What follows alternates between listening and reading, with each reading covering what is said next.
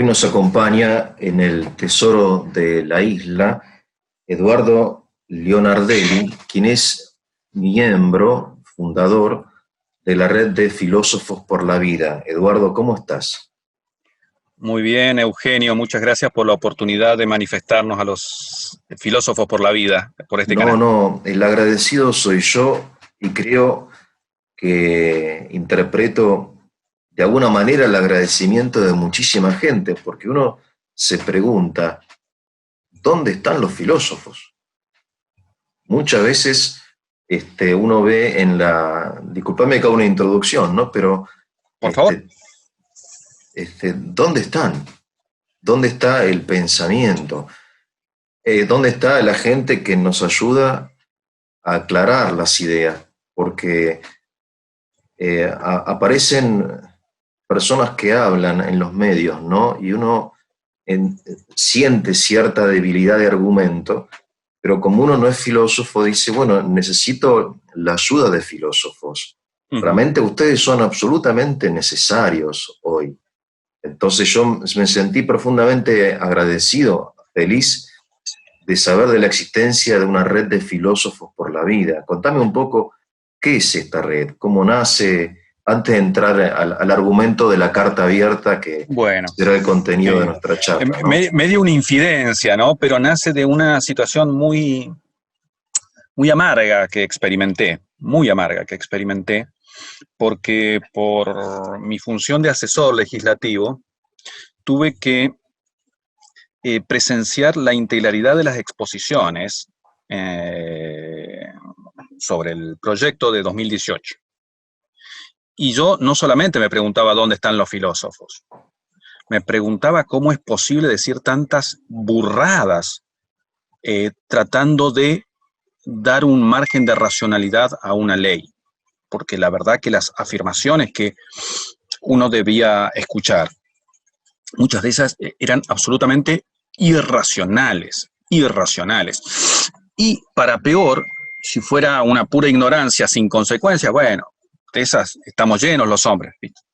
Pero esto tenía una consecuencia mortal para muchísimos, para miles se multiplicaba. Entonces, yo que tuve que escucharlas, dije, no, tenemos que hacer algo, no puede ser que los filósofos estemos tan encerrados, ciertamente, la mayoría de mis compañeros a los que recurrí, tan cubiertos de horas de cátedra, de ese trabajo, pero no puede ser que los filósofos estemos tan encerrados en nuestro micromundo de algún nivel de confort y no hagamos sentir nuestra voz en un debate que es vital para buena parte de la sociedad en la que vivimos. Entonces, justamente, fue casi una reacción frente a aquel debate. Mira, si vos me permitís, en el comienzo de la carta mencionamos que eh, forma parte del tesoro de la sabiduría saber sacar cosas buenas de cosas malas, ¿no? Quizás aquella discusión haya servido de disparadora para reunir a algunos filósofos que estamos convencidos de distintas corrientes filosóficas y distintas adscripciones religiosas, podemos decir, pero que estamos convencidos de que la vida humana es un valor precioso, no voy a decir el superior, pero que es un valor indiscutible, eso sí, y que había que defenderlo también con las razones del logos, como diría, con las armas del logos, como diría el viejo Heráclito, ¿eh? Bueno, realmente es así. Aparte, hay un hecho, me parece a mí, que es muy importante, que la filosofía hoy ha sido acaparada por personas que representan una fuerte tendencia ideológica, ¿no? Hay un filósofo mediático que tiene un apellido de gran dificultad, que yo, Sí, ya, estamos, Darío estamos. Starramberg, Darío, le digamos Darío. Darío, ¿no? Que es un poco el filósofo, ¿no? Y después hay una serie en española, se llama Merlí, no sé si la viste, Uh-huh. que todo macana, lo que dice Darío, lo que dice este Merlí, todo tongo, digamos, ¿no? Es chamullo, chamullo, pero Bueno, chamullo, eso se ha marcado, y digo, perdón, ¿dónde Eugenio, se ha está la gente marcado. seria, digo, ¿no? Porque uno dice, ¿y eh, la filosofía será esto? La filosofía dice, ¿Dónde está la gente seria, la solidez del pensamiento, ¿no? La serenidad, la racionalidad? No sé, algo que te ayuda a descansar en la verdad, digamos, ¿no? Pues todo esto es como intratable, digamos, ¿no? Una cosa así, no queda nada, un vacío. Entonces me alegré mucho al saber que hay personas serias que, como vos, que están rodeadas de libros ahí, ¿no? Y bueno, Eso para simular. claro, No, dejan el sí, lugar de primero, la zona de perdón confort, digamos. por el mate, es un No, es así, esto es así. vicio criollo. Sí, sí. Mirá, Yo lo hay que tengo varios acá aspectos muy interesantes en es lo que una vos taza de decís. café, pero tengo vino en realidad, así que no tengas problema. Para simular. Bueno, in vino veritas. Mirá, hay varios puntos, hay muchísimos disparadores, no quiero irme hacia mis reflexiones particulares, quiero centrarme en los puntos de convergencia de Sí, una sí, red sí, que es sí. muy amplia, ¿no? Pero hay muchos disparadores en lo que vos decís. Primero, se ha marcado muchísimo. Hay un viejo epistemólogo, viejo por la obra, que se llama Snow, como nieve en inglés, que marcaba la dualidad entre dos culturas, que llamaba él la cultura científica y la cultura literaria, él hacía epistemología, y como irreconciliables, ¿no? Pero, entonces, y yo me temo que muchísimos filósofos ubican a la filosofía hoy del lado de la literatura irreconciliable, o sea, más afín a los valores quizás estéticos o psicológicos, e irreconciliable con lo que podríamos llamar racionalidad o discurso racional. Pero eso sería una cuestión todavía seria desde el punto de vista, esa discusión sería seria desde el punto de vista filosófico. Pero marcaba Snow, en una segunda edición de su libro, llamaba The Two Cultures, o sea, las dos culturas. La segunda edición se está abriendo, y también lo recoge un célebre epistemólogo que se llama Mariano Artigas. Se está abriendo paso en nuestra cultura una tercera cultura que es más predominante y que domina el mundo de la opinión, de la doxa, en el sentido platónico, ¿no? Que es la cultura de la divulgación. Y eso, en cierta manera, es preocupante. No solo en la divulgación filosófica, claramente este muchacho Darío es un divulgador filosófico, no podríamos ponerlo en... Ninguno racionalmente le daría el estatuto de un filósofo, digamos. Yo creo que Es es un un divulgador. estafador, me parece a mí. Un estafador. Bueno, está bien, ya si lo ponemos, pero O sea, digo, lo que él permitime, como pretende yo hacer no es... pertenezco al gremio, me permito, como no me Bueno, pueden echar porque no estoy adentro, digo, para mí, sí, claro, bueno, quizás por llamémoslo, vos no podés, cierto claro, resguardo gremial, ¿eh? No, pero claro. claramente él no pretende introducir novedad ni progreso alguno en la filosofía, pero sí pretende hacer lo que de alguna manera hace, puedo decir, que es divulgación, quizás en el sentido peyorativo del término divulgación, porque vos has visto que contiene vulg, que es Bueno, vulgar, bueno, pues quizás en el sentido peyorativo, ¿no? Hay gente que hace divulgación, y lo mismo ocurre, me temo de decirte, Eugenio, muchas veces con la divulgación científica. Es decir, tenemos una tercera cultura que entra en posesión de nuestro sentido común contemporáneo. Nuestro sentido común contemporáneo está constituido por lo que puebla nuestros sistemas de comunicación colectivos o masivos, ¿saben? Y va forjando sí, nuestra psicología, que es la cultura de la divulgación, sí, tanto científica sí, como filosófica, en donde ni los mejores científicos, suele pasar, ni los mejores filósofos, suele pasar, quieren participar. Porque es otro lenguaje, pero en tal sentido yo me parece estupendo tu iniciativa. Y habrás experimentado la dificultad que muchas veces tenemos los, entre comillas, profesionales de nuestros saberes por participar, porque implica una gimnasia distinta de la que estamos acostumbrados, implica sí, sí. desplazarnos de nuestros circuitos de confort. Hay A veces también... discúlpame, te Sí, interrumpí, discúlpame, hay un caso muy interesante en España, un filósofo que vos conocerás, Gustavo Bueno. sí, Bueno, es un filósofo muy importante en España y es realmente un erudito, digamos, un hombre de una cultura tremenda, profesor de filosofía moderna, conocedor de Marx, de Hegel, qué sé yo. Y en España estaba el programa El Gran Hermano. ¿Viste el Gran Hermano? sí, me acuerdo de Son eso. estas boludeces, ¿no? Que se reúnen 10 tipos con 10 chicas y después hay como una especie de gente que analiza la conducta de estos jóvenes. Bueno, Gustavo Bueno, en contra de la opinión generalizada del mundo filosófico participaba en estas discusiones. O sea, se rebajó, entre comillas, ¿no? Se rebajó a ser parte de este jurado, de esta tontería absoluta, es el gran hermano, este gran vacío, ¿no? Porque una casa de cristal, donde todo se llamó una cosa. Y él decía que él sabía lo que hacía, pero lo importante que era para él, como persona y como filósofo, él entrar en ese mundo, que no era el mundo obviamente académico, ¿no? Donde él se sentía como pez en el agua, pero el mundo de la televisión, del show business, ¿no? De este mundo de la divulgación. Me parece fundamental, y con esto quiero un poco cerrar esta introducción, que ustedes, los filósofos, en el caso de que corresponda, ¿no? Porque cada uno tiene su vocación, entren a este mundo porque realmente los necesitamos. Lo digo sinceramente, los necesitamos gente, aunque, porque una cosa es divulgar, otra cosa es mentir, ¿no? Entonces, me parece a mí que esta gente no divulga. O sea, no es que convierte el lenguaje técnico, filosófico, complicado en algo sencillo, en forma de parábola, de metáfora, sino que aprovecha la divulgación para deconstruir, para, no sé, para mí es un manoseo de la cosa. Pero bueno, nada. Así que bueno, yo quiero alegrarme con ustedes, y acerca de la carta, la leí atentamente, estas 4 imposturas, ¿no? De la que hace mención la carta abierta. Supongo que es un trabajo colectivo, no es algo tuyo, sino han participado no sé cuántas personas, o debe ser difícil escribir una carta. Parte de los filósofos son todos, tienen un ego enorme, ¿no? Ustedes son gente egocéntrica, ¿no? Entonces, si no, ¿quién redactó esta carta?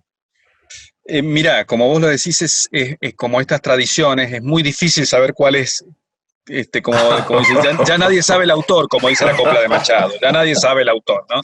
Cuando las canta el pueblo nadie sabe el autor, como la copla de Machado. Es muy difícil saber quién está detrás del texto, porque son ideas. ¿Qué te parece si a le damos el enfoque así? Debo confesar, con cierta vergüenza, de que a mí se me ocurrió, le tomamos... Te puedo decir, le afané el título, prácticamente la inspiración a uno físico, en realidad no es en epistemología. Se llama Alain Sokal, que hizo un experimento fenomenal, por esto de que vos decís de las imposturas en general.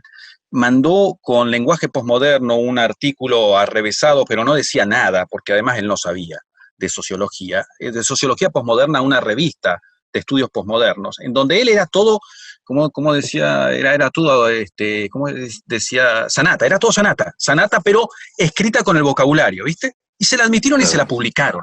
Mira, entonces después él publicó un libro que se llama Imposturas Intelectuales, en donde, con bastante agresividad, por eso no es bienvenido en algunos circuitos, él y su socio atacan algunos usos indebidos del lenguaje científico por parte de filósofos, pensadores y tal, ¿no? Entonces, escribió ese libro que fue muy provocador y muy interesante, creo que por los 2000, Alain Sokal, Imposturas Intelectuales. Entonces, a mí se me ocurrió que un aporte novedoso, para no repetirnos, nosotros tenemos un manifiesto bastante enjundioso, diría yo, le podría recomendar, ¿eh? Acerca de nuestra posición colectiva. Buscamos puntos en común, mínimos comunes denominadores, llamaríamos matemáticamente, de nuestra posición colectiva. Perfecto, como red de filósofos. Lo puedo recomendar, ese es nuestro manifiesto. Convenimos en esto. Nosotros, mejor, más que convenimos, porque eso es la voluntad, acordamos en esto. Acordamos en esto. Con nuestro corazón en común. Pero dijimos, bueno, vamos a hacer algo, le propuse, hagamos algo distinto esta vez. Desenmascaremos cuatro mitos que andan por ahí. Mitos no me gusta la palabra, pero se usa así, los pibes lo usan así. Sí. Porque mito es otra cosa, pero 4 mitos corrientes. Entonces le llamamos imposturas intelectuales. Y perfecto. Tiré el nombre y bueno, y la fuimos ahí. ¿Qué dirías vos? Que no, sacá, porque no, porque... Y te confieso, Eugenio, que para para la longitud, ya temíamos por esto de que ninguno de nosotros es, quizás hay un muy buen filósofo nuestro, que se llama José María Guerre, no sé si lo conoce, que él sí se dedica a divulgación, pero es otra cosa, ¿eh? Hace bien, hace la cosa, es otra cosa. Sí. Muy bueno, bien, sí. Hay quienes nos apuntó, pero nosotros no somos especialistas en eso, en comunicar a la gran sociedad, que era un poquito extensa nuestra carta abierta, era un poquito extensa, que 6 páginas resultan casi indigeribles para nuestro conciudadano contemporáneo. Pero bueno, achicamos un poquito, pero no pudimos pasar no pudimos ir más abajo de las 6 páginas y nos quedamos con 4 imposturas. Vienen otras más y si vos querés, próximamente están en preparación algunas imposturas más y los debates a los que asistimos seguramente nos dan material para imposturas. O sea, es una carta de carácter polémico, porque digamos, está orientada a desenmascarar imposturas, ¿no? O sea, me parece a mí que tiene como un carácter militante, no digo militante porque quizá el filósofo no le gusta eso, pero digamos... Polémico en el buen sentido, ¿no? Aunque no es más pacífica la palabra polémico, vos sabés que viene de polemos en griego, que dice guerra, ¿no? Sí, guerrera. Sí. Pero no, en el sentido de que queremos entrar en discusión con algunos argumentos que nos preocupan. Perfecto, porque circulan mucho por este lugar del sentido común contemporáneo, que son los medios de comunicación y las redes. Sí, yo acá los enumeré. Sí, a ver. No, discúlpame, los enumeré porque porque me sirvió muchísimo. Me parece muy luminosa la carta, sinceramente, muy, muy linda. Y la primera impostura está relacionado con el concepto de progreso, me parece a mí. Si querés, vamos yendo una por una. Dale, por favor, vamos a la ahora idea. Yo me callo y listo. Dale. No, por favor, al contrario, yo creo que hace a la esencia de la filosofía el diálogo. Bueno, pero quiero que hables vos. Cualquier cosa después te hago preguntas, si te parece. Dale. Gracias. Mira, ahora, así como te dije que sugerí los 4, en realidad ves que es imposible saber el autor, porque un viejo amigo mío, que vos creo que también has contactado por alguna cosa, que se llama Miguel Eduardo Montoro, filósofo, psicólogo sanjuanino. Sí, claro, sí. Paisano mío. Me dijo una cosa que me quedó picando hace 2 años. Dijo, frente a la idea de que ya decían entonces, ¿no? Es un avance de madurez de la sociedad argentina, cual fuera el resultado, poner en discusión este tema. Esa es la premisa en la que prácticamente toda la tribuna convenía. Es un signo de madurez poner en cuestión. Y él me dijo, mira, quien admite que se pone en cuestión la vida de otro, quien admite que se pone en cuestión la vida de otro por las razones subjetivas, no objetivas, subjetivas que fueran, ya ha retrocedido. Eso es ha retrocedido. Eso ya es un retroceso. Entonces fuimos elaborando un poquito esta idea de que contra algunos presupuestos del pensamiento iluminista crítico, ¿no? Así, que se encarnan en la filosofía popular, vamos a decir, no siempre poner en cuestión algo es un avance de la inteligencia. Bien. Esto es difícil de decir porque queda muy bien por cierta penetración de esta corriente, ¿no es cierto?, de que más libre es el que puede cuestionar cualquier cosa. ¿Está bien? Perfecto. Pero si yo cuestiono la tabla del 2, no ha ganado libertad mi inteligencia. Ha ganado simplemente ignorancia u oscuridad. ¿Está bien? Sí. Otra cosa es que vos me digas, bueno, depende de la base numérica con que estés usando. Si usás no usás base 10 como nosotros usamos, usás base 5 o base numérica binaria, entonces la tabla del 2, eso es otra cosa. Sí. No es lo que escuchamos. Entonces, poner en cuestión, por ejemplo, dijo una barbaridad un senador cuyo nombre prefiero olvidar ahora. La ciencia no acierta a saber si hay vida en un ser humano, en el embrión, en el feto, en lo que fuere. Es una barbaridad, pero es redondamente una estupidez. cualquier enfoque biológico, no solo no filosófico, ¿viste? Porque ahí parece cuestión de escuelas y que eso, pero biológico, admite que es un ser vivo.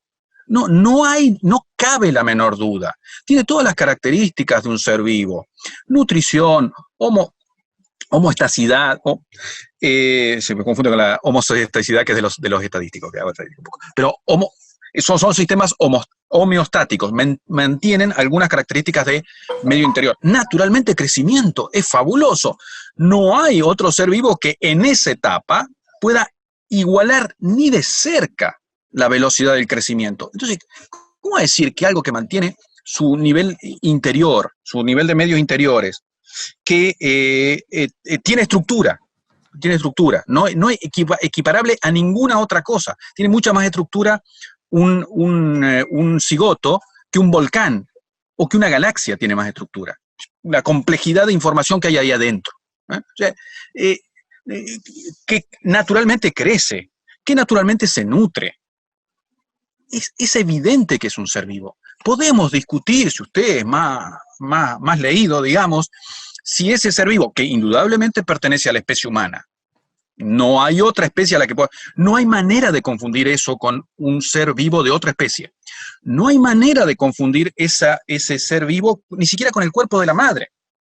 Cada célula tiene su sexo y puede ser perfectamente que ese ser vivo sea de sexo masculino. La madre naturalmente de sexo femenino. Pues no hay manera, como usted le pone un análisis patológico de las células, o vio lo que pasó, Eugenio, terriblemente con la destrucción de las torres gemelas, ¿no es cierto? Muchas veces se lleva un trocito mínimo de resto humano para identificarlo, ¿no? Y bastaba un trocito mínimo de resto humano para identificar si ese resto correspondía a un ser humano y su sexo. Eso lo digamos. Mire, hay otro caso interesantísimo. En una cueva de un lugar ruso que se llama Denisova, se ha encontrado un colmillo, solamente un colmillo, de lo que nosotros entendemos que es el resto de un ser humano. No está muy claro la especie, le llaman denisoviano, lo que fue. Pero a partir de ese colmillo es perfectamente posible identificar si ese ser humano que vivió hace 70.000 años, creo que más o menos, lo ponen los paleontólogos por ahí, pertenece a nuestra especie o no. Bueno, con las mismas técnicas podemos afirmar sin lugar a dudas que eso que está en gestación, que se está gestando dentro del vientre de una mujer, es un ser humano. Las mismas técnicas que nos permiten decir esto es un resto de un ser humano fallecido en el atentado de las Torres Gemelas y de sexo masculino. Lo mismo que nos permite decir, esto es un ser humano que no es Homo sapiens sapiens, pero le está cerca, puede ser un neandertalense, pues las mismas técnicas nos permiten afirmar que un cigoto de 3 días es un individuo biológicamente completo de nuestra especie, en desarrollo. Como estamos en desarrollo nosotros todavía. Yo todavía creo que me voy a desarrollar un poquito más. Tengo esa esperanza, por lo menos. Entonces no hay manera de decir que no hay manera racional de decir que poner en cuestión si eso es un ser viviente o no es un progreso de la inteligencia. Al contrario, creo yo que presa de ideología negar eso es un retroceso de la inteligencia, porque la inteligencia se nutre en la medida en que se abre a captar con mayor profundidad la realidad. Y en la medida en que usted se cierra en unas poquitas ideas, y cerrado en esas poquitas ideas no puede abrirse a captar la profundidad de la realidad en virtud de sus propios intereses, en esa medida yo diría que usted no está aumentando su capacidad de ni siquiera criticar, porque criticar quiere decir discriminar lo que es real de lo que no es real. No está aumentando su capacidad de criticar, al contrario, está haciendo que el cuchillo con el que nosotros cortamos la realidad para discriminarla pierda filo, porque no puede discriminar. ¿Entiendes? Entonces, digo, no es un progreso de la inteligencia, mucho menos, diría yo, de la ética, pero ciertamente de la inteligencia, negar lo que es evidente. No es. Y si se hace, si usted me permite, yendo más allá de la carta, y si se hace, creo yo, en virtud de algún interés, ¿no? La inteligencia humana no hace esas bobadas gratuitamente. Nadie se equivoca en cosas tan evidentes porque se descuidó, digamos. No, porque sí hay algún interés propio, o lo que fuere, ¿no? No estoy acusando de corrupción, digamos, en otro sentido, ¿eh? Pero es un error interesado.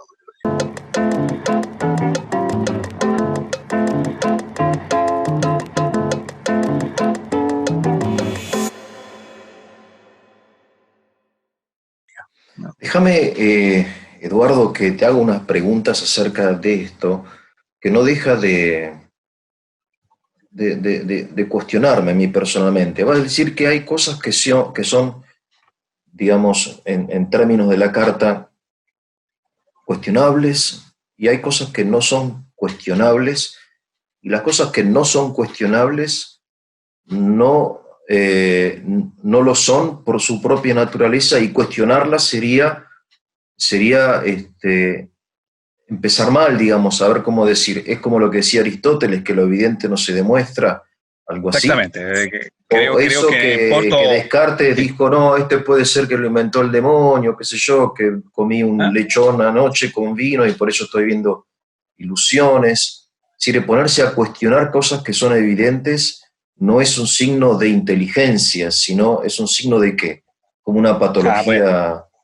Bueno, está bien. Ahí, sí, si puedo y no pierdo el hilo, te voy a responder a las dos preguntas muy interesantes que vos sí. En primer lugar, evidentemente, o sea, muy claramente, si cuestionamos lo que es evidente, no podemos progresar intelectualmente. O sea, nuestra inteligencia avanza en la medida en que hace pie, como cuando uno sube en la montaña. Si tu punto de apoyo es débil, vos no podés ir hacia adelante, ¿sí? Pierde la posibilidad de progreso. Entonces, vos tenés que admitir algunas cosas que lógicamente podríamos llamar premisas, pero ¿no? Para que puedas ulteriormente razonar. Sin premisas no hay razonamiento. Perfecto. Sí. Si vos negás la posibilidad de alguna seguridad para establecer premisas, por lo tanto, perdés la capacidad de razonar y con ella de discriminar racionalmente, de separar racionalmente lo verdadero de lo falso, de lo probable, quizás. La mayoría de las cosas que nosotros sabemos, Eugenio, son probables, dijimos los filósofos, no son ciertas, no tienen certeza. Pero algunas cosas tienen que ser ciertas. Si no, no podríamos distinguir nada de nada. Por ejemplo, tiene que, para mí, ser cierto de que yo estoy aquí y ahora, que soy aquí y ahora. Es una certeza. Si yo lo pongo en cuestión, digo, ¿dónde estaré? Yo podría estar dialogando con vos. Claro. No podría dialogar, porque que yo esté dialogando con vos supone que yo estoy aquí. Y parto de eso, digo, bueno, podría dudar, por ejemplo, Eugenio, que vos seas algo real o algo fantasmagórico. Pero en la medida en que yo dude realmente de eso, no seguiría el diálogo con vos, porque dicen, no es que estoy dialogando con un fantasma. Bueno, la idea es, mire, hay algunas cosas que para nosotros son seguras, son ciertas, ¿no? Unas poquitas. Entre ellas, la diferencia entre ser vivo y no ser vivo. No cabe mucha discusión. Podría llegar en alguna circunstancia particular si esto es un ser vivo o no, pero no es esa la cuestión acá. Claro, no en esta digamos, cuestión. Claro, podría preguntarme yo, mire, en tal virus a punto de cristalización, ¿podría ser considerado virus viviente o no? Podría. Pero fíjate a dónde yo me tengo que ir para un virus a punto de cristalizar. Yo podría discutirlo. Pero claramente no. Un mamífero en estado embrionario, eso no tiene sentido. No hay duda. Y la segunda cuestión tuya, ¿y por qué entonces, si no tiene sentido razonable, vamos a decirlo, poner en cuestión eso? ¿Por qué se hace? ¿Por qué se hace? Y ahí viene, los seres humanos, la mayoría de las veces, tomamos partido por lo que nos resulta favorable, es tan viejo como el agua, digamos. Claro. Tan viejo como el agua. Si yo lo pongo en cuestión, me reservo frente a ello la posibilidad de disponer. ¿Está bien? Si yo no estoy Fíjate vos, claro, si yo no estoy seguro de si este billete que me encontré es tuyo o es mío, sí, ¿eh? Podría llegar a disponerlo inocentemente. En realidad debería preguntar de quién es, pero bueno, pongámosle, me lo claro. encuentro en la calle, su dueño es incierto, bueno, me lo apropio. Entonces, Hay una muchas razón, claro, veces, personal, práctica, digamos, ¿no? Una utilidad, digamos, una cosa. pero claro, es que exactamente, ese es el drama, si vos quieres, el drama del hombre. ¿Eh? Bien, Nuestra inteligencia es estupenda, digamos, no hay quien la emparde en la naturaleza que conocemos, ¿eh? Pero no deja de ser la inteligencia de un animal interesado. claro, Entonces, muchas veces opera instrumentalmente en función de nuestros propios intereses. Y entonces hace pasar por discutible lo que, bueno, te habrá pasado en alguna discusión, lo que es indiscutible. Escúchame, es clarísimo, pero bueno, si uno tiene un interés, puede ser que ese interés ciegue. En este caso, yo creo que hay un interés en volver discutibles algunas cosas que, en mi opinión, son son prácticamente, a esta altura del partido, y hasta mejor evidencia, indiscutibles. No solamente las cuestiones claro, filosóficas, decir qué es vida, suponte, ¿no? Pues, está sobrado que biólogos, y ya nos hemos puesto de acuerdo, que tiene que haber crecimiento, que tiene que haber estructura, tiene que haber este, eh, estabilidad de medio interno, y todas esas notas, te imaginarás, se cumplen perfectamente en un embrión, claro, o en cualquier etapa del desarrollo humano. En realidad, digo, claro, embrión, por claro, decir, un adolescente o un adulto también lo podría decir, se cumple perfectamente. Entonces, ¿qué es viviente? No, ponerlo en discusión no. ¿Qué es de la especie humana? Ponerlo en discusión no. Hagamos sincero como se puede discutir con Singer, por ejemplo, un bioeticista utilitarista australiano, que dice, bueno, no, está bien, yo no lo pongo en discusión a eso. Pero eso me parece honesto, ¿eh? No lo pongo en discusión. Lo que quiero saber es si podemos disponer de la vida de este hombre o no, al parecer de los padres. Bueno, ok. Por lo menos ya no me niega lo que es claro, evidente. claro, sí, Ahora sí, sí, entraremos en otro tipo de discusión. Pero lo que yo he notado en el debate presente es que la mayoría de las personas que son, digamos, con el lenguaje inglés pro-choice o abortistas, como sí, decimos por estas tierras, eh, tienden para sustentar su posición en negar lo evidente. Y entonces no puedo decir que claro, estamos progresando con un diálogo así. Si negamos lo claro, evidente, ¿cómo vamos a llegar a un claro, acuerdo sí. racional? Qué interesante lo que me acabas de mencionar, ¿no? La frialdad y a su vez la honestidad de este biólogo utilitarista, que dice, bueno, la pregunta no es si es hombre, sino si podemos o no disponer de la vida de este hombre, ¿no? Exacto, Mamma exacto. mía, claro. Claro, te corre un escalofrío por la Sí, te corre columna un cuando vos lo escuchás escalofrío, así. pero vos decís, bueno, qué sé yo, no es nada nuevo en la humanidad, porque Exactamente, lo en que los hace Singer años es mencionar 40 o eso. 30 del siglo XX se discutía si los judíos o no los judíos pertenecen a la raza humana, qué sé yo, en Alemania, ¿no? Me No, refiero. Y no, bueno, no yo creo que sé, qué no, sé yo. no, ¿No va en por ahí? eso no lo pone así todavía. Fíjate que Singer es más honesto todavía en eso. ¿Ah? Sí, Pertenecen a la raza humana, pertenecen a la raza humana. No pasa por la cuestión ontológica, porque creo que, eso yo lo celebro, esa brutal honestidad de Singer, que no es biólogo, es bioeticista. ah, perdón, Este, sí, bueno. Dice, no, es claro, es más, ¿sabes? Pero en coherencia, que yo puedo celebrar porque puedo discutir, después podemos discutir, o sea, pero celebro porque puedo discutir razonablemente en cierto punto con él. ¿Ah? Yo creo que tengo algunos principios filosóficos en los que divergen, pero claramente dice, es más, dice, fíjate vos lo que dice. Dice, yo propondría que hasta el mes después de nacido se pueda disponer de ello, porque no veo mejor razón para saber, lo dice con todas las letras, para saber si es sano, si lo podemos aceptar, los progenitores, así lo dice. Claro, Porque no veo, escúchate esto, no veo mejor razón, no veo mayor razón para permitir un aborto y no permitir lo que yo digo. Perfecto, desde el punto de vista. o sea, él propone aún el derecho El a, infanticidio. El infanticidio Infanticidio selectivo. en caso de que el bebé nazca con alguna deformación o enfermo, no sé, supongo Padres. que habrá algunas Pon el causales. ejemplo, si vos querés, tremendo del síndrome de Down. Pone los, Lo pongo. pero lo dice perfectamente, porque no veo no veo más razón para matar a Claro, un niño en gestación que para matar a un niño recién nacido. No es más dependiente uno que el otro. Es más, te podría decir yo, es más artificialmente dependiente un recién nacido que un niño en gestación, claro. porque depende del artificio, es decir, de la cultura humana Sí, para sí, sí, sobrevivir. sí, sí, sí, ¿Te sí. das cuenta? Entonces, bueno, a ese tipo yo me parece que, no sé si es un progreso moral, no creo. Él tiene que retrotraerse a otra cosa que seguramente vos estabas pensando, Eugenio, que era a la selección de los neonatos de los espartanos, ¿no? Claro, ¿Te acuerdas?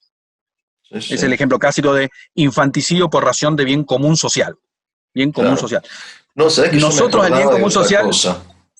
Me acordaba de una novela de una novela de Gogol, Taras Bulba, no sé si habrás escuchado hablar. no lo he leído, Bueno, sí, por supuesto he bueno, escuchado, pero no. Gogol, Nicolás Gogol, mata a su hijo por una cuestión. Dice, yo te di la vida, ahora que te la quito. Yo te la di, te la quito. O sea que, si yo te la di, te la quito, soy tu dueño, digamos, ¿no? Uh-huh. No sé, me acordé de eso, como que el Sí, sí. padre es propietario de la vida del hijo, ¿no? Bueno, Como de los habría algo esclavos, qué así. sé yo. Habría algo así. Mira, Claro, en el mundo espartano, que tiene su razonabilidad, pensaba que en realidad el dueño de la vida es Esparta. es Y si Esparta, no, claro, y si no sirve a Esparta, si no puede servir a Esparta, no es digno de la vida. claro. Interesante, Ese, pero ves que otra vez no es que le niega el carácter de ser humano, le niega la utilidad común. Pero lo que la sucede utilidad común. en estos tiempos, es que la utilidad común está tan venida menos, porque no nos entendemos como miembros de un Estado ni nuestra pertenencia política como constitutiva. Somos mucho más individualistas que lo que eran aquellos. Y entonces Singer, que recoge ese cambio social, dice, fíjate vos, lo reduce a la utilidad individual de los padres, que eso está en la filosofía contemporánea que circula en las redes, porque Claro. los niños vendrían a ser el chupete satisfactor del ego paterno. Y entonces, si ese chupete no me satisface, si no va con mi Claro. paladar, entonces lo puedo descartar. Claro, Y la no, pregunta es si llega a la adolescencia y se convierte en un drogadicto y se tatúa toda la cara y se pinta el pelo de rosa y qué sé yo, ¿y por qué no lo podés matar también? No, digo, capaz que de bebé era precioso, un bebé, viste que los niños son lindos de chicos, son bebés, bueno, ¿no? y ya que estamos en el activismo, en una de Digo, esas, a los padres un adolescente así le viene de perlas, ¿no? Pero bueno, claro, pero más digamos, allá ¿en de qué eso, momento termina el eh, derecho del padre, me refiero? bueno, Termina. ahí tenés otro problema interesantísimo. Interesantísimo. Por qué Singer sugiere el primer mes de vida? Si no es más dependiente ni menos dependiente en el segundo Claro, mes de vida, ¿no? claro, Es muy claro de que la vida humana, comienza en un punto y luego se va desarrollando. Y que ese punto de inicio no es el nacimiento biológico, ni el mes de vida de Singer, ni la semana 14, que era otra de las imposturas intelectuales de, del proyecto, ¿no? Es muy claro que no comienza en la semana 14, ni en el mes sexto. Me parecería mucho más razonable, si usted quiere, cuando sea viable, póngale, si usted quiere poner algún criterio exterior, ¿no? Pero el claro. problema es que la viabilidad, usted lo sabe, Eugenio, cambia de acuerdo a nuestros recursos tecnológicos. Los japoneses, hace un año, apareció en el diario, ¿no es cierto? Pudieron hacer viable un niño que te cabía en la palma de la mano, a fuerza de incubadora, no sé si ha tenido secuelas o no, la verdad ese niño no lo sé, pero era impresionante lo que se puede alcanzar con la tecnología. Vaya tal de que tiene sobradamente vida extrauterina si ese fuera un criterio, posibilidad de vida extrauterina, si ese fuera un criterio racional. Pero bueno, le decía, otra de las imposturas intelectuales es esta de la semana 14. No Discúlpame, Eduardo, tiene. discúlpame. Yo quisiera ir, si me permitís, por el orden de la carta. Porque la segunda impostura es esto del primer mundo. Digamos que como los países avanzados ya han legalizado el aborto, es como quedarnos un poco detrás. Exacto. ¿No? Bueno, entonces, ya que, no sé, estamos en vías de desarrollo. Ese argumento es muy fácil y por eso, por ser fácil, corre abundantemente, ¿no? Yo creo que hay dos por lo menos distinciones para hacer, ¿no? Yo no creo que los países más desarrollados en sentido económico, porque se toma como criterio de desarrollo la prosperidad económica, que no es la única criterio de desarrollo, ¿verdad? Pero los países, vamos a decirlo así, los países más prósperos, creo que en la carta lo ponemos así en esos términos, más prósperos económicamente, son tales, no por el hecho de haber promulgado legislación contraria a la vida humana, ¿no? Al contrario, si uno expurga bien, va a encontrar de que lo que los ha hecho prósperos es el respeto de los derechos humanos y además que en parte de su estancamiento en la prosperidad se debe al invierno demográfico que ahora deben sufrir. Invierno demográfico.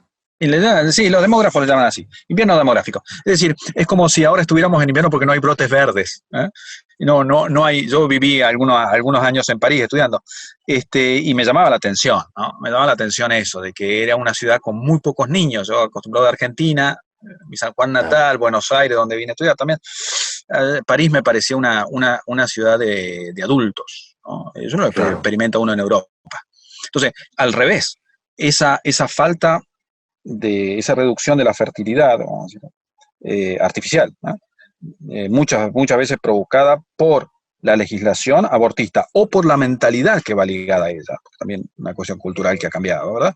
Eso produce serios problemas económicos. Por eso Europa no puede ser, sino uniéndose, una potencia, por una cuestión demográfica. Y Rusia es una potencia por una cuestión demográfica. Claro. El argumento ruso, fíjate, vos vuelve un poquito a los espartanos, pero pro vida. El argumento ruso es: necesitamos más rusos, porque sí, claro, a la potencia, al dinamismo de una sociedad, colabora sin duda la fertilidad de su población. Entonces, diría, cuidado, la prosperidad va unida a cierto desarrollo también biológico de la sociedad. No es que por eso vamos a tener hijos, porque otra vez, ahora volvería a mi hijo un instrumento de mi bienestar económico. Yo no quiero eso, ¿está bien? Pero digo, no confundamos que ellos estén más prósperos con que es por la legislación esta. Digo, poquito y nada tiene que ver con esta legislación. O sea, el argumento del primer mundo no aplica acá, porque, a ver si llego a entender lo que ustedes expresan en su carta, es porque obviamente hay una mayor prosperidad económica, pero esa prosperidad no se debe a la legalización del aborto, sino que al contrario, se debe al respeto a la dignidad humana. A la dignidad humana, a la vida. En la medida en que lo respetan, ¿no? Exactamente. Pero, o sea, es más, no sería un argumento, pues ese argumento que utilizó el diputado Iglesias, creo, se llama, es un tipo del... Sí, lo ubico al diputado Iglesias. Sí, creo que es un argumento... Esto del cambio, no sé, todos por el cambio, algunos por el cambio, no sé qué. Bueno, él dice que el primer decimos mundo, los filósofos... qué sé yo, no sé. No, te iba a decir que hay una falacia que se llama post hoc propter hoc, ¿no es cierto? Post hoc propter hoc. Sí, claro, no nesta, en latín es, claro. No quiere decir que venga después que sea por esto, ¿está bien? Claro. Por ejemplo, ¿no? Yo decir, suponte que el cáncer, que da predominantemente en la adultez, ¿no? Bueno, como da en la adultez, sucede que todas las personas que tienen la mayor cantidad, porque también puede haber casos infantil, que cáncer infantil que es durísimo, ¿verdad? Pero justamente porque tienen toda la tremenda vitalidad de los niños. Pero es decir, que la mayoría de personas con cáncer tampoco tienen dientes de leche. Saben que han perdido los dientes de leche. Mira. ¿Puedo atribuir el desarrollo del cáncer a la caída previa de los dientes de leche? No, es una barbaridad. Que venga después ordinariamente no quiere decir que se deba a esta cosa. claro, No hay razón intelectual para vincular la prosperidad de aquellos países con claro. la legislación abortista, no se ve. Es más, voy a decir, justamente hay razón seria para vincular las dificultades económicas que atraviesa Europa, y las cajas de jubilación no te quiero contar. ¿Eh? Hay razones serias para vincularla con su descenso en la fertilidad. Te diría que más bien el argumento económico va al revés. Cualquier potencia que se desarrolla económicamente crece también socialmente. No se puede dar lo uno sin lo otro. Sin lo otro. Claro. Suiza es muy ordenadita, pero nunca pretendió ni puede ser potencia porque es pequeña demográficamente. Y Rusia, Claro. sin tener gran productividad económica, sigue sentándose a la mesa de los grandes porque tiene gran peso demográfico. Tiene peso demográfico. No te voy a contar China o India, que son los ejemplos paradigmáticos de esto. Bueno, de manera tal de que no. Pero ¿sabes lo que nos preocupaba más moviéndonos en ciertos sectores? Es que, no voy a mencionar a una filósofa, no se acerca mucho, que se llama Victoria Donda, diputada. Sí. Ya hace un tiempo estaba en una agrupación que se llamaba Libres del Sur. ¿No? Libres del Sur, tenía una posición así, por así decirlo, sureña, políticamente o filosóficamente. ¿Y qué argumento se le escucha abundantemente a estos libres del sur? Que quieren asimilarse al norte en la legislación. ¿Qué te parece vos? O sea, lo que te decía, una regla básica de poder Es una dialogar con otra joda, sí, persona es una joda. es que mantenga el orden de la lógica. Óigame, ¿queremos asimilarnos al norte o no queremos? Si queremos ser del sur, probablemente nos queramos distinguir del norte y no asimilarlos, como usted dice, por la legislación. Dice, ¿cómo es posible que retrasemos tanto frente a aquellas cosas? Frente a las que, por otra parte, 2 renglones arriba, quiere no solamente distinguirse, sino a la que quiere oponerse. Sí, No claro, tiene sí, sí. sentido. No tiene sentido. Que lo diga Iglesia, bueno, vaya pase, pero que lo diga Vicky Donda, eso parece que es un martirio para la lógica. Pues otra vez, Uy, ¿y por qué lo hace? Porque hay algunos intereses. Hay algunos intereses. vamos a la tercera impostura, que es el milagro de la semana 14. Bueno, creo que ¿Qué un poquito la pasa en la tocamos a semana esa. 14? ¿No? Sí, no, pero Bueno, me gustaría, el porque proyecto actual, desde el punto de vista el proyecto, perdón, de la filosofía, ¿no? Es ah, decir, hay un momento en que algo, yo me acuerdo que cuando estudié en el seminario había un cambio sustancial que se llamaba, ah, ¿no? Nos ponían el ejemplo de la leña que se transforma en carbón, ah, no sé qué tontería. ah. Es decir, en la semana 14 parece que hay como un cambio sustancial que pasa de repente, surge un ser humano de un conjunto de células que era un ser prehumano, Un ¿no? prehumano. Que Sí. entonces la vida aparece donde no había vida y no sé qué Bueno, historia. A ver, en contame. realidad, a ver, ¿por qué tomamos lo de la semana 14? Porque el proyecto actual usa la semana 14 no como límite total al aborto, pero sí como límite del aborto que podemos llamar a demanda. ¿Sí? A demanda. Después ya hay que probar algunas razones. No quiere decir que está prohibido después de la 14. ¿Eh? No, no, lo sé, lo sé. Pero Sí, sí. hasta la 14 podés hacer de ella lo que vos quieras. Sería como el caso que vos me habías puesto de Taras Bulba, ¿no? Podés tomártela. Si vos la pusiste ahí, podés sacarlo sin mayor justificación. Entonces, Bien. tratamos de pensar, bueno, ¿y por qué ese límite de la semana 14? ¿Por qué le pusiste en la 14 y no en la 15 o en la 13? O en la 12 o en la 10ª, donde era más tradicional ponerlo, ¿no? ¿Por qué? Ah, se fue cambiando el límite No en los proyectos, pero digo, hay cierta tradición filosófica que ponía en la 10 o en la 12 la existencia de un ser humano, de un hombre.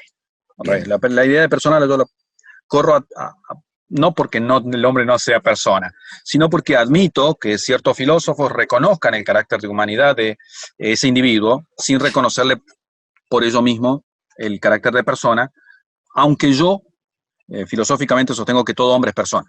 Yo creo que hay Bien. que mantener esa máxima, todo hombre es persona. Bien.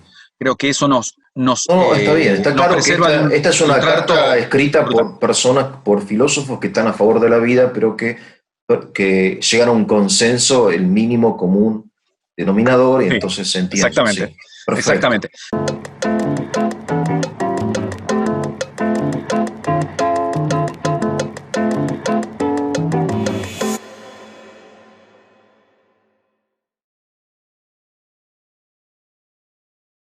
Bueno, entonces te decía, la raíz de postergar, desde la fecundación o concepción hasta un tiempo más adelante el carácter de ser humano, el reconocimiento del carácter de ser humano, Sí, es lo único que puede amparar esa distinción. Lo único que puede, razonablemente, creo yo, si yo le tengo que atribuir buena intención al que propone eso, y bueno, ¿por qué ponen la 14? Y porque pensará que antes no hay ser humano, o que serán células seminales que se han juntado, qué sé yo. claro, claro, sí, sí. ¿Está bien? Entonces, pero ¿por qué piensa eso? ¿Por qué piensa eso? ¿Qué razón puede aducir para sostener ese límite? Que es Bien. desde todo punto de vista convencional. Entonces, yo puedo hurgar en alguna tradición filosófica que supone, es un poquito complejo, perdón, que Dale, supone dale, no, sí, que sí. para que haya vida racional tiene que haber algunas formas de vida eh, estructuralmente más primitivas, digamos así, que Sí, son la vida vegetativa y la vida sensitiva. O sea que te lo digo así muy fácil, para que haya un ser humano, primero tienen que haberse dado las características de cualquier ser viviente vegetativo, o sea, como las características de una planta, ¿no? sí, Y también es condición para que un ser humano sea ser humano, que haya en la materia la estructura que por lo menos dé lugar a un animal. ¿Está bien? perfecto, sí, sí. Un animal, ¿no? Y es un gran filósofo el que sostuvo eso, que se llama Aristóteles. Claro, Pero, y Aristóteles, mediante la observación a ojo descubierto de fetos, decía, bueno, es testimonio suficiente la presencia de un corazón que late. Y entonces corazón que late. ponía la constitución de un ser humano cuando él tenía evidencia biológica, él lo decía como biólogo, ¿eh? Porque la obra de Aristóteles es más extensa la biología de Aristóteles que la filosofía de Aristóteles. Por Ah, ahí mira, no no sabía. se dice suficientemente. Bueno, cuando hay corazón que late. Y algunos otros con la misma matriz de pensamiento, podríamos decir, ponen la existencia de un sistema nervioso. ¿Está bien? Bien, Desarrollado. Ahora, el problema, o sea, ¿está bien? Entonces, ahí vos tendrías una discusión razonable, de acuerdo a nuestro grado de conocimiento, entre la semana, si vas a poner esos criterios, entre la semana séptima y la décima, más o menos, ¿de acuerdo? Porque también la constitución del sistema nervioso es una cosa muy difícil, ¿cómo decir? Muy gris, porque a qué punto de su constitución tengo que verlo desarrollado para decir que está constituido, claro. ¿no? Pero no importa. Pero en todo caso te das cuenta, Eugenio, que esto traslada a la discusión filosófica, a la discusión biológica de neurodesarrollo, y usando la biología como instrumento de la filosofía para el reconocimiento de una entidad humana. ¿Sabes? Bien. Eso no se asoma nunca a la semana 14. No Ah, se no. asoma nunca. No. Ah, Es más, lo que me parece a mí más razonable es que la constitución de esos sistemas, sabemos, está regulada por procesos de información celular, que están regulados originalmente por la lectura de nuestro ADN. Es decir, esos sistemas se desarrollan porque nosotros portamos un ADN que hace posible que esa información que está toda encriptada desde el inicio se pueda ir configurando en materia. ¿Sabe? Entonces, bien. lo decisivo Sí, no es que se desarrolle, lo decisivo es que la información está desde el comienzo. Por eso bien. yo digo, aún respetando esta forma de argumentación que no tiene nada que ver con la semana 14. ¿Está bien? Sí, No estoy de acuerdo con eso. Soy de los que piensan de que toda la información que constituye la biología del ser humano, desde su sistema neurológico hasta su sistema digestivo, incluso su sistema reproductor, está ya. en el momento de la fecundación. De manera tal de que lo que falta, y va a faltar no por 9 meses, por años, porque la maduración del ser humano sigue su curso después de haber nacido, naturalmente, ¿no? Lo que va a faltar por año es tiempo de desarrollo, pero ya está. Desde el momento mismo de la fecundación, tiene toda la información que regula la arquitectura de ese ser viviente. La tiene toda. La tiene toda. Por supuesto, necesita interacción con el medio. Sí, todos los seres vivientes necesitamos interacción con el medio. Si yo me cortan mi capacidad de interactuar con el medio, por ejemplo, capacidad de respirar, me muero. No, o sea, un componente de la nutrición que a veces he olvidado, que es la respiración. La respiración. Dudo poquísimo. Claro, nada. Sacan el oxígeno de este aire, que está sucediendo porque estoy cerrado para que no haya entre sonidos. Me muero. Entonces, lo de la semana 14 es un punto que entendemos que es injustificable por donde se lo mire. Porque vos tendrías que irte a la biología del siglo IV antes de Cristo para encontrar el antecedente de ese pensamiento. Yo puedo ir a la filosofía del siglo IV, que es muy interesante, pero la filosofía del siglo IV, no sé, me da cositas, ¿sí? Si me dice que un médico me va a atender según los preceptos de Aristóteles, biológicos de Aristóteles, no lo recomendaría, no lo tomaría, ¿cierto? Pero mire, yo sigo la medicina de Galeno del siglo I, y qué sé yo, y usted pienso que está conformado por 4 humores, qué sé yo. Bueno, yo salgo corriendo de ahí, ¿viste? Salgo corriendo. No me parece razonable eso. Entonces, la semana 14 yo creo nuevamente, por eso lo decimos al final de la carta, me parece, ¿no? Que es siempre la vieja historia, ¿viste? Siempre la misma. En el fondo puede haber razones esgrimidas, pero no hay razón para hacer esto. No hay razón para hacer esto. Hay razones, pero no hay razón. Qué bien dicho que está eso. La cuarta impostura y la última sería el tema de la salud pública. Ese es el argumento preferido de mis colegas sanitaristas. Trato mucho con los sanitaristas por mi otra profesión. Porque vos también, Eduardo, sos psicólogo. Sí, me dedico a psicología de la salud. Psicología de la salud. O sea, sos licenciado en filosofía y licenciado en psicología. En psicología. ¿En Francia te licenciaste? La licenciatura en psicología no, es argentina. La maestría en filosofía y en historia del pensamiento es en Francia. En Francia. Francesa, sí. Y el profesorado de filosofía acá también es de Argentina. Qué bien. De Argentina. Qué lindo. Pero nunca que haya gente como vos. Déjame que te lo diga, ¿no? Porque realmente necesitamos la palabra de los filósofos. Y lo digo de todo corazón, es más, lo digo como crítica. Porque yo empecé esta charla diciendo, ¿dónde está? ¿Te acordás? Había una película, ¿Dónde está el piloto? Sí, me acuerdo. ¿Dónde están los filósofos? No es una gran obra del cine, pero me acuerdo de eso. ¿Dónde están los filósofos? ¿No? Bueno, estaban ahí encerrados en sus libros.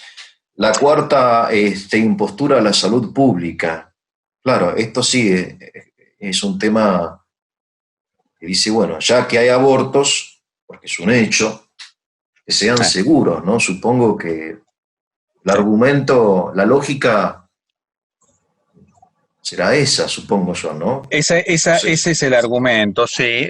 Se sostiene la legalización del aborto como un instrumento en favor de la salud pública, puesto que reduciría voy a tratar de dar toda la argumentación mejor desde la que yo no pienso, porque la filosofía es muy interesante para eso, para entendernos, tratarnos de hacer entender la lógica del que no piensa como nosotros. Entonces, el argumento sería así: es bueno que haya legalización del aborto desde el punto de vista de la salud pública, porque reduciría una de las causas de muertes vinculadas fundamentalmente a la maternidad, a las mujeres, que son los abortos clandestinos. En realidad, los problemas derivados de la clandestinidad del aborto. Y esto lo escuchaba Filmus, que suele ser un poquito más inteligente que Donda en cuanto argumenta. Particularmente interesante es puesto que se ganan muchos años de expectativa de vida, porque uno reduce lo que se llama muertes evitables. Para darte una idea, la sociedad, desde el punto de vista económico, biológico, no desde otro punto de vista, pero pierde, si hay un accidente de tránsito, ¿no es cierto? Y en el accidente de tránsito muere un joven que conducía un auto de 20 años y que impacta contra otra persona que tiene 75 años y que también muere, ¿eh? Lo que ha perdido de expectativa de vida la sociedad es más por el joven de 20 años que por el adulto de 75. Porque desde el punto de vista biológico-económico, el adulto de 75 años tiene poca vida por delante y poca productividad. En cambio, desde el punto de vista biológico-económico, el joven de 20 años, en el que la sociedad ha hecho una inversión terrible, porque hay que formarlo, ahora está en el tiempo en que puede devolver y aportar, y entonces perdemos muchos más años de vida. Entonces, vuelvo al argumento sanitario. Los años de vida que se pierden vinculados a los abortos clandestinos impactan en mujeres que normalmente están más bien desprotegidas y jóvenes. Y además en edad fértil.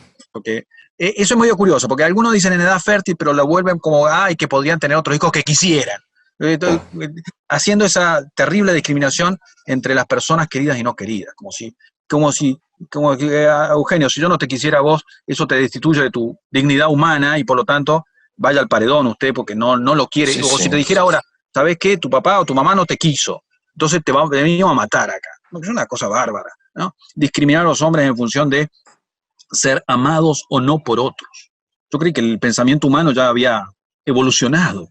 Pensar que los seres humanos valen por sí mismos y no por si los quieren o no los otros, ¿no? Pero bueno, vuelvo al argumento sanitario. Ese argumento parece que encierra una falacia, ¿no? Una falacia es un argumento que parece ser correcto, pero en el fondo lo es. Porque sí. Parte de contar esto, ¿cuánto daño a la salud hay por cada aborto realizado? Y cuentan solamente el daño que puede seguir a la mujer. Daño físico o daño psíquico. Son daños existentes, efectivamente. Ahora, no cuentan por cada aborto, entre comillas, realizado, o bien realizado, si vos querés, entre comillas, otro daño a la salud pública, que es la persona muerta.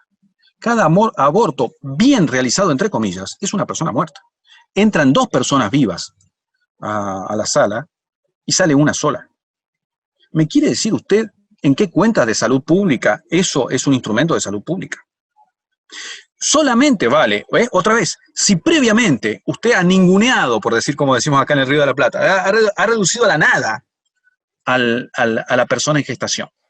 Claro. Porque si no la reduce previamente a la nada, usted debe admitir que acaba de perder una vida humana con, para Argentina, 76 años de expectativa de vida. 76. Claro. Más que aquel muchacho de 20 años que murió. Pleno de potencialidades, ¿no? Ahí vale el argumento de Lejeune, ¿se acuerda usted? Cuando le dice, mire, en la discusión, aquella célebre que se dio en Francia, ¿no? Lejeune, un gran genetista francés, cuando le dice, mire, el padre es tísico, la madre tuberculosa, ya han perdido dos niños, dos embarazos previamente, qué sé yo, ¿usted recomendaría el aborto? Y le dice el otro, claramente que sí, lo recomendaría por razones eugenésicas. Y entonces dice, bueno, mire, este hombre acaba de matar a Beethoven, porque Beethoven nació en esas circunstancias, ¿se da cuenta? Entonces, diría, cuando decimos que Beethoven, es por salud pública, Beethoven era hijo así de... Nació en esas circunstancias tan terribles, sí, biológicamente. Entonces Lejeune no, lo hizo muy bien. Dice, señores, 1 minuto de silencio yo pido porque este hombre acaba de matar a Beethoven. Impresionante. En realidad, la sordera de Beethoven, que va evolucionando, es parte de las enfermedades congénitas que él sufre, ¿no? Pero era Beethoven. Todo digamos, hay que deshumanizar a la víctima. Necesariamente, Eugenio. Tenés que deshumanizar al embrión, deshumanizar al feto, deshumanizar al niño. No quiero ser muy truculento, Eugenio, pero mira, es necesario y está horrible en el texto de la ley y en algunas prácticas que conocemos como ILE acá en Argentina, porque fíjate vos, ¿te acordás lo del corazón? Para Aristóteles, el corazón. Sí, sí, sí. Una de las cosas que da mucha impresión, yo soy padre de varios hijos, ¿eh? Es escuchar el latido del corazón de los nenes. Parece un conejito porque late rapidísimo. El metabolismo es muy rápido, por eso crecen tan rápido también, tienen un metabolismo fabuloso los niños. Y una gran resiliencia física, ¿no? Por eso resisten cosas atroces que se le hace a los niños en gestación. Bueno, entonces, la cuestión es que se prohíbe que, porque una de las cosas interesantes es decir, bueno, mire, si usted va a tomar esta decisión, vea u oiga lo que va a hacer. Dice, no, que no sea obligatorio ni siquiera escuchar el corazón. Que no pueda haber una ecografía antes de tomar la decisión, porque es una presión psicológica, es algo así como lo obligamos a ir con los ojos tapados, ¿viste? Para que no veas lo que vas a hacer. ¿Por qué? Porque no nos negamos a ni siquiera considerar la humanidad del otro. Porque si yo considero la humanidad del otro, si yo lo único que tengo que hacer es apretar un botoncito para que otra vida humana se elimine, ¿no es cierto? Claro. Me es más fácil que si lo tuviera que mirar cara a cara, ¿no? Decían los antiguos, maldito el que inventó el arco. ¿Por qué? Porque ya no le veo la cara al que estoy matando. Interesante. Entonces, ojos que no ven, corazón que no siente, decía el viejo refranero castellano, ¿verdad? Entonces, ahora hay esta tendencia de estos movimientos abortistas es prohibir cualquier comunicación mediante imágenes o sonido. Impresionante. Entonces, la idea de consentimiento informado, ¿sabe dónde se te va? Que un pilar de la bioética contemporánea. Ok, pide esta intervención que sepa, con la mejor evidencia, qué es lo que hay ahí adentro y qué es lo que pretende sacar. Entonces, eso es consentimiento informado. No, no. ¿Para qué? Para evitar captar la faz humana de mi víctima.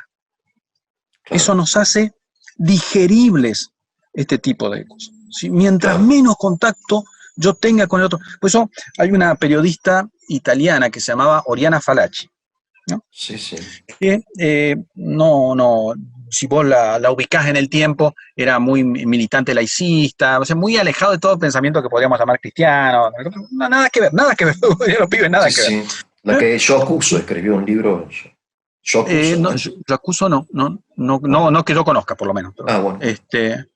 Escribió una carta a un bambino nonato. Mira. Pero en las reflexiones, por esto que te voy a contar, en las reflexiones dice, le escribe, ella queda embarazada de un niño que no estaba planeado ni deseado por ella. Y creo que una relación bastante circunstancial. No tiene ningún tipo de creencias trascendentes. Y en la carta que le escribe, dice, pero ayer sentí que te movías. Se me hace pensar. Ya no soy yo, ya hay otro. Ahora por el sentido del tacto. ¿Qué tal si lo completamos con el oído? Oigo tu corazón, que es distinto a mí, que late a un ritmo distinto a mí. O veo tus manitos, veo tu cabeza, medio cabezones son los niños, pero tienen muy claramente cabeza tienen. Veo tu cabeza, veo tus pequeñas extremidades, veo bien formados los deditos si tuviera mucha precisión, mi tomógrafo, a la sexta semana, veo bien formados tus deditos. Entonces, decía, ¿qué argumento de salud pública? Eso es lo que yo estoy, esa es la vida que yo estoy eliminando. Por eso está este viejo truco de no llamarlo aborto. Aborto quiere decir privado del nacimiento, eso quiere decir privación del nacimiento, ¿no? Que es lo que se pretende, y se lo disfraza de interrupción del embarazo. Escúcheme, en una cesárea usted interrumpe artificialmente un embarazo, ¿no? Una cesárea usted interrumpe artificialmente un embarazo, pero no es la idea esa de matar. En cambio, cuando usted hace la ILE, y eso lo hemos vivido dolorosamente en Argentina, como no se pretendía interrumpir el embarazo, porque ese objetivo estaba conseguido, el chico lo trajimos, le cortamos el cordón umbilical, lo pusimos en la palangana, 6 meses y sobrevivió. Y entonces los enfermeros dijeron, ya cumplimos, interrumpimos el embarazo. ¿Y ahora cuál es la respuesta de los abogados verdes? que se muera, porque no era el objetivo la interrupción del embarazo. El objetivo era privarlo del nacimiento. Peor todavía porque ya había nacido. El objetivo es acabar con esa vida que de alguna manera obstruye nuestros proyectos, nuestras ilusiones y qué sé yo, ¿no? Por eso por eso me parece honesto Singer, ¿veo? Por eso me parece Singer. Que los padres decidan después si ese hijo les va bien o no, porque en último término la psicología que está detrás de esto es, ¿me va bien o no me va bien que vos vivas, che? Si me va bien, entonces, adelante y bienvenido.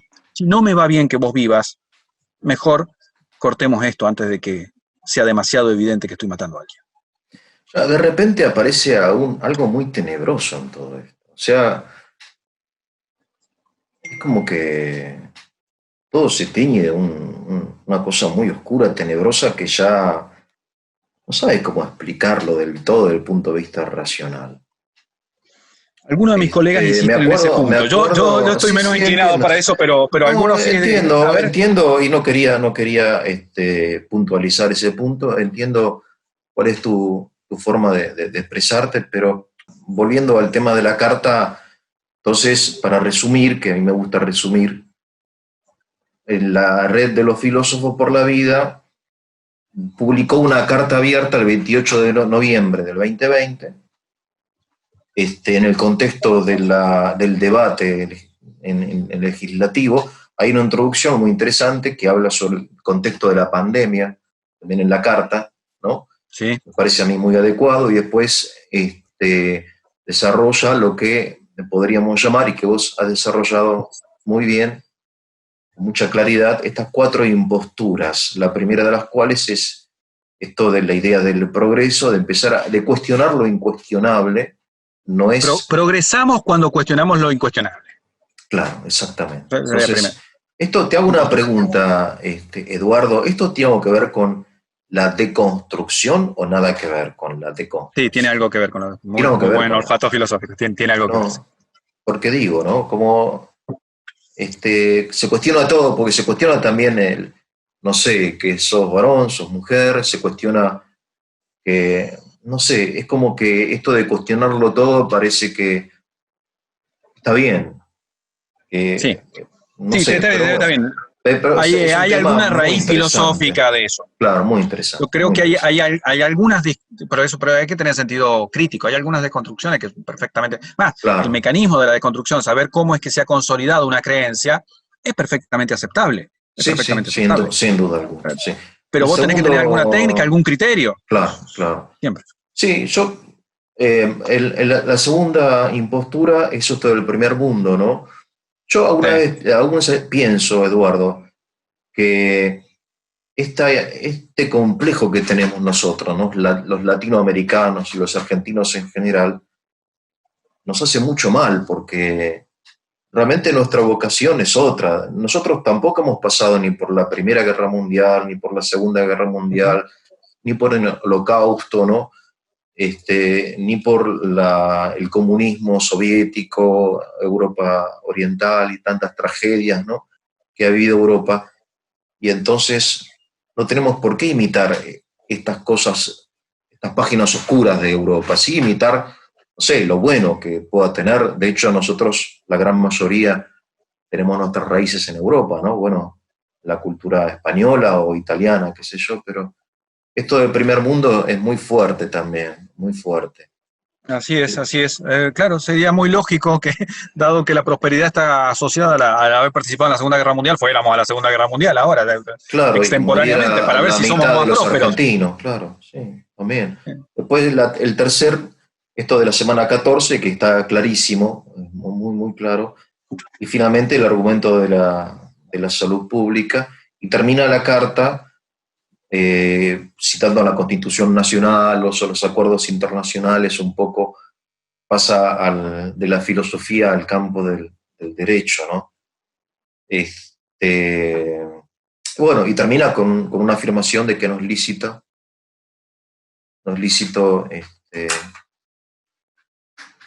destruir ninguna vida. No sé si me escuchás, Eduardo, porque se congeló la imagen. Bueno, se congeló la imagen con Eduardo y entonces hoy en el Tesoro de la Isla nos acompañó Eduardo Leonardelli, quien es miembro fundador de la Red de Filósofos por la Vida, y vamos a continuar en otra ocasión conversando con él.